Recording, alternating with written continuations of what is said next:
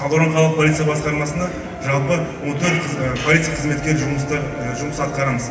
Яғни біздің басты мақсатымыз осы кәмелетке толмаған арасында қылмыс бұзушылықтың алдын алу, болдырмау мақсатында жұмыстар атқарамыз. 14 инспектор. Өздерің білесіздер, сендер мектептерде арнайы инспектор бар, бекітілген. Полиция капитаны Қанатбек Руслан Қанатбекович. Танисыңдар ма?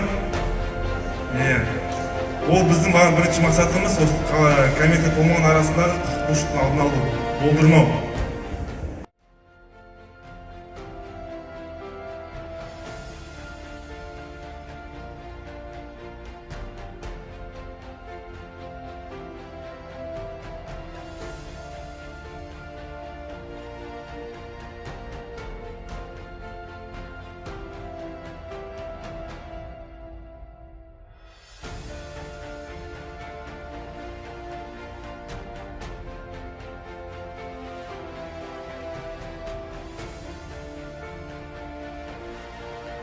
Жол ережесі бұзса. Штраф төлемесіне айыппұл салынады. Ата-аналардың айыппұл салынады. Дұрыс па? Сол айыппұл салынады. Қылмыс жасаса адам не болады?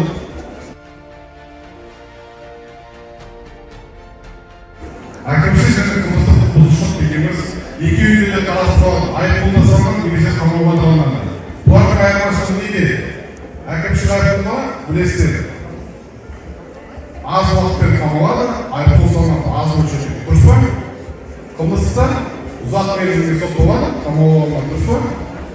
Және айыппұлы үлкен мөлшерде көп салынады. Түсінікті болса керек.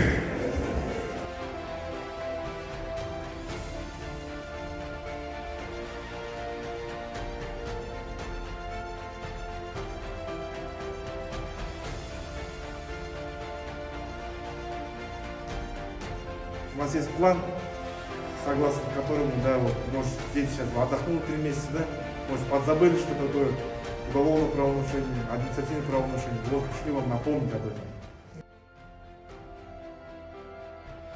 До 15 суток или до месяца, а вот уголовный там уже выше наказание. Причем административный там за мелкое хулиганство, а за крупное уже уголовное получается.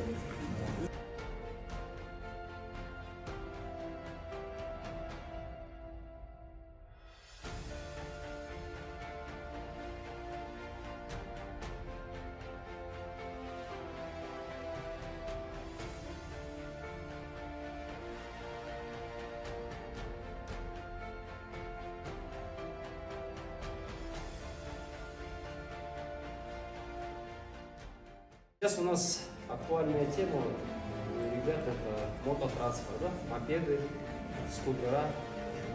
У каждого, наверное, есть, да, у вас, у кого-то есть мопеды.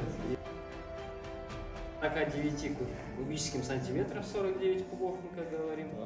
Но у вас должна быть категория водительского удостоверения А1.